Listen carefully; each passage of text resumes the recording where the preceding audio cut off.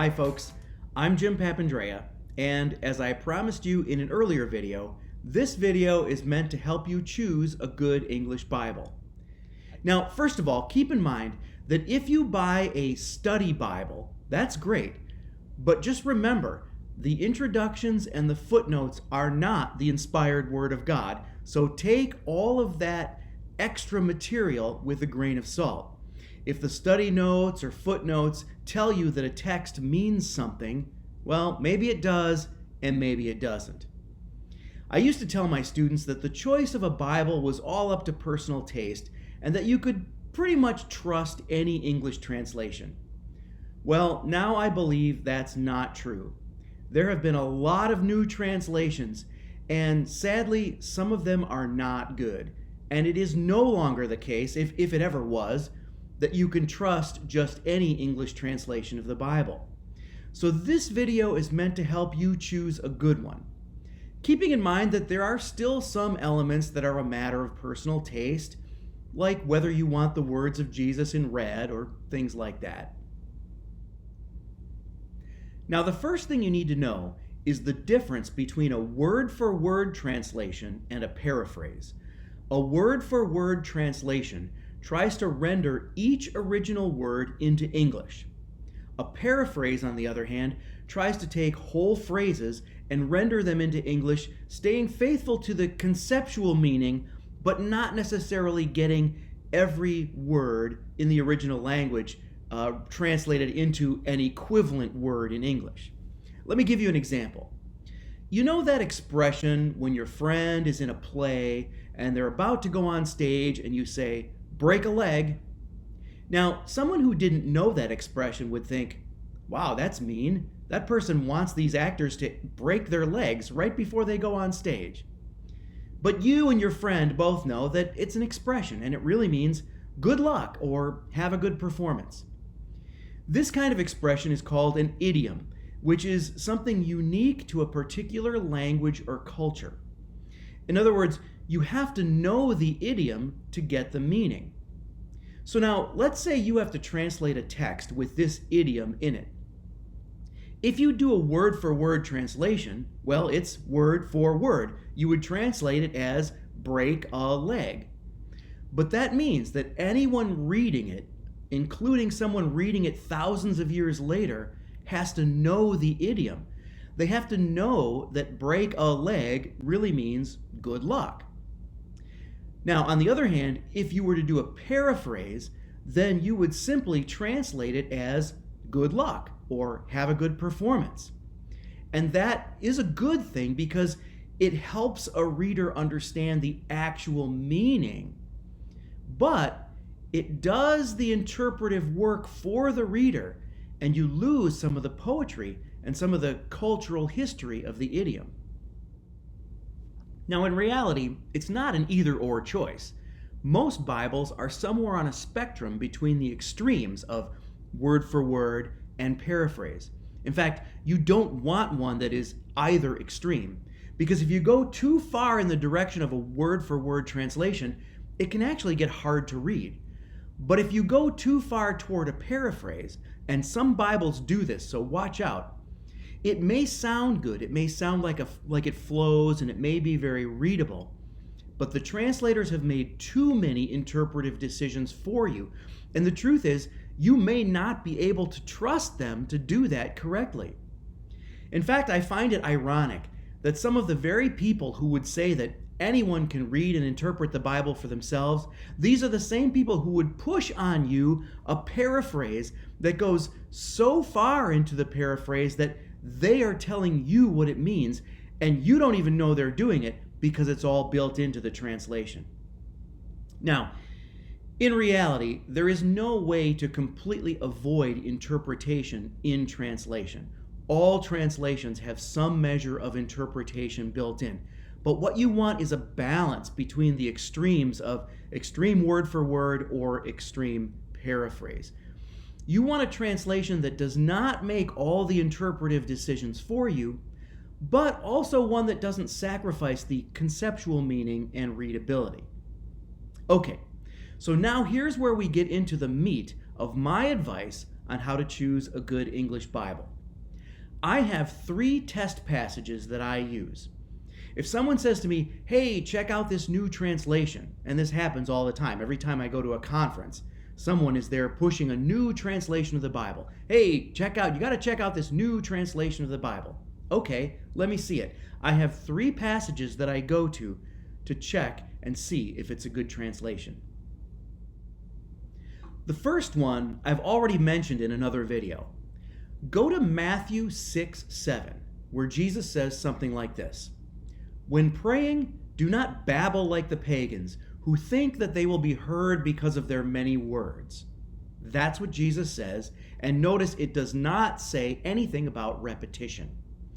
Look at Matthew 6:7, and if you see the word repetition in a translation for that verse, that's a bad translation. Just close that one up, put it away, and move on. Because, as I've already told you, the word repetition is not in the Greek, and any translation with the word repetition in it is twisting the meaning. There's probably a hidden agenda there to try to discredit repeated prayers, which, as I demonstrated in the previous video, the original Christians did pray repeated prayers, and these have always been a part of Christian devotion. Okay, the next test passage is Daniel 7:13. Here in this passage, the Messiah is referred to as one like a son of man.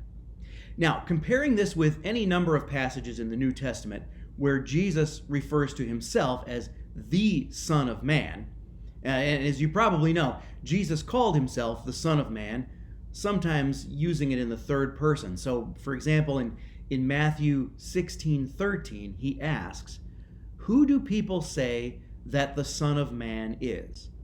And we know that he means himself because 2 verses later he says, but who do you say that I am? Well, here's the problem. In some Bibles, that phrase, Son of Man, is translated as human being. Now, to be fair, in the very beginning, this is what Son of Man means. It means a descendant of humanity, a human being. So in earlier Old Testament documents, God may call a prophet a son of man to remind him that he's human. But by the time of the book of Daniel, and certainly by the time of Jesus, the title Son of Man has come to be a messianic title. It means the Messiah. And Jesus is the Son of Man. Which Son of Man? The one from Daniel 7:13. That's the point. And when Jesus calls himself the Son of Man, he absolutely wants you to think of Daniel's vision in chapter 7 there. So the problem with translating Son of Man as human being in the Old Testament is that you lose the messianic prophecy and you lose the connection of Jesus and his own self-identity with the messianic prophecies. So if you see a Bible that renders Son of Man simply as human being, either in the Old Testament or the New, close it up, put it away, and move on. Finally, the third, and I would argue most important of my test passages, is Philippians 2:6 and 7. This is, in fact, one of the most important passages in the whole Bible. And many scholars, myself included, believe that Paul is actually quoting something that he was taught. So in other words, the theology, the Christology, what we're supposed to believe about Christ, here, this would be one of the earliest expressions of Christology in the whole Bible, answering that question that Jesus asked, who do you say that I am? And so Philippians 2:6 and 7 is about Jesus Christ, and it should say something like this: though he was in the form of God, he did not regard equality with God something to cling to. Rather, he emptied himself, taking the form of a servant, coming in human likeness. Okay, now, the bit in question here is verse 7, where it says, he emptied himself.